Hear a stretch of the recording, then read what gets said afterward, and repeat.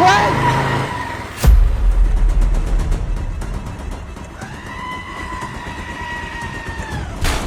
হ্যাঁ, আমার ছাগল মেরে ফেললে গো, কে আছো? আমার ছাগল মেরে ফেললে গো এই লোকটা। পাড়ার লোক কে কোথায় আছো? তাড়াতাড়ি আসো গো। আমি তো তোকে বাইক কিনে দিইনি, তোর বাইক চেনার কি দরকার ছিল? ওই রাজুর বাইকটা একটু নিয়েছিলাম। একটু নিয়েছিলি? নিজের জিনিস না থাকলে পরের জিনিসে আহা দিতে হয় না, জানিস না? তো তুমি কিনে দেওনি বলে কি আমি বাইকে চাপতে পারবো না নাকি? এই তো নমুনা। এখন কে সামলাবে? বাইক ঠিক করার টাকা, ছাগল অ্যাক্সিডেন্ট করার টাকা এখন তুই কোথায় পাবি? ও তোমাকে ভাবতে হবে না, আমি আস্তে আস্তে সব শোধ করে দেবো। দিন দিন একবারে বেয়াদব হয়েছে, দেখছো মুখোমুখি তর্ক করছে। আমি তর্ক করছি না, তুমি তর্ক করছো। মানুষ মাত্রই ভুল হয়, আমি কি জেনে বুঝে করেছি নাকি?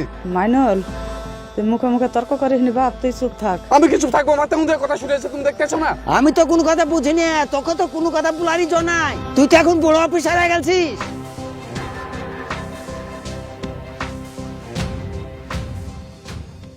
এই আফজাল, আফজাল ওরে বেরিয়ে আয়। কি আবার আসলো? কে আর হবে? ওই ছাগল আলাই হবে। তুই বাড়িতে বস, আমি দেখছি। তাড়াতাড়ি ছেলেকে নিয়ে বেরিয়ে আয়। ছেলেকে বাড়িতে রেখে দরজা বন্ধ করে রেখেছি। দরজা তো বন্ধই থাকবে বাড়ির, এটা তো স্বাভাবিক। ছেলেকে বাইর কর তোর বাড়ি থেকে। ছাগল মেরে দিয়ে লুকানো হয়েছে, বান্ধব ছেলেকে দেখা।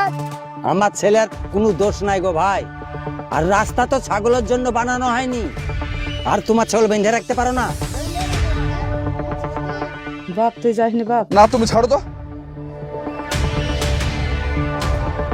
দেখছিস তোরা, বাপ যদি এরকম হয় তার ছেলে তো এরকম হবে। এ চাচা, মুখ সামলে কথা বলেন। হ্যাঁ, আপনার সাহস করে আমার আব্বাকে এভাবে কথা বলার? বলবো বলবো, আরো বেশি করে বলবো। ছাগলের টাকা আমি যদি না পাই। কই ছাগল নিয়ে আসেন আপনি, দেখবো আপনার ছাগলে কত টাকা দাও। 20,000 টাকা। কি? আমাকে কি খাপা পেয়েছে নাকি? ওই ছোট ছাগলের দাম 20,000 টাকা? আমার মাথায় কি পাগল লেখা আছে?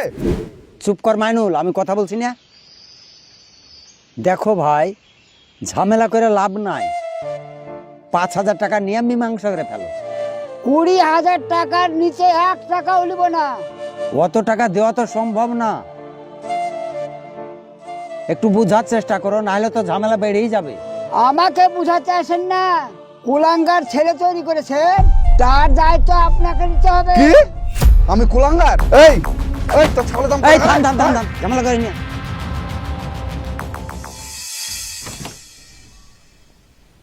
স্যার আসতে পারি? আসুন, এখানে বসুন।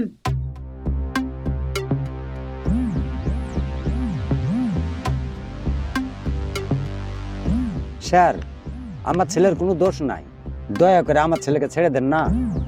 রাস্তায় ছাগল মেরে দিয়েছে, মানুষের গায়ে হাত তুলেছে, তারপরে বলছেন আপনার ছেলের কোনো দোষ নেই। এই ব্যাপারে বাবা হয়ে একদম লাই দেবেন না, না হলে কিন্তু আপনার ছেলে পরে মাফিয়া হয়ে যাবে। স্যার, আমি একদম লাই দিই না, কিন্তু স্যার ওই লোকটা আমাকে এত আজে বাজে কথা বলেছিল, ওই জন্য আমার ছেলেটার মাথা গরম হয়ে গেছিল। দেখুন, আপনার ছেলের সঙ্গে আমার কোনো পার্সোনাল শত্রুতা নেই। কেস করেছে তাই অ্যারেস্ট করেছি। আপনার ছেলে যা ছাগল মেরেছে, যার গায়ে হাত দিয়েছে, সে যদি কেস তুলে নেয় তাহলে ছেড়ে দেবো। ওরা তো কোনোভাবেই মানছে না স্যার। তাহলে আমি কি করব বলুন? আমার তো এখন কিছু করার নেই, আপনি এখন আসতে পারেন।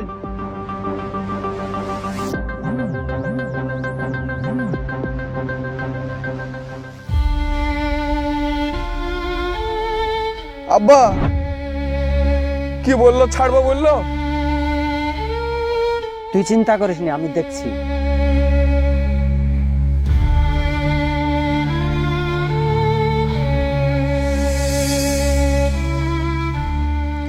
এলেম বাড়ি সামান্য একটা ছাগলের জন্য গ্রামের একটা শিক্ষিত ছেলের নামে কেস করে দিলি। গ্রামের মানুষের মধ্যে এত সূত্রতা থাকলে হবে কি করে?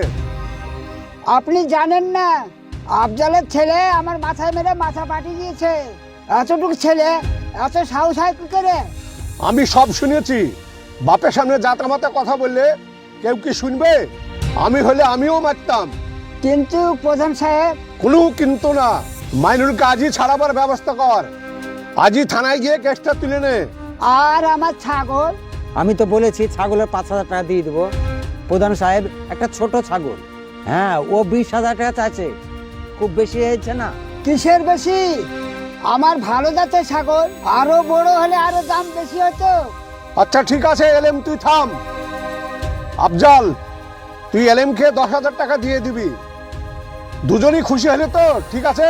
কিন্তু আর কিন্তু না, তোরা ঝামেলা বাড়াইস না। দুজনে এখন বাড়ি চলে যা। আমি থানায় ফোন করে দিচ্ছি, মাইনুলকে রেখে যাবে। তোরা দুজনে বাড়ি চলে যা।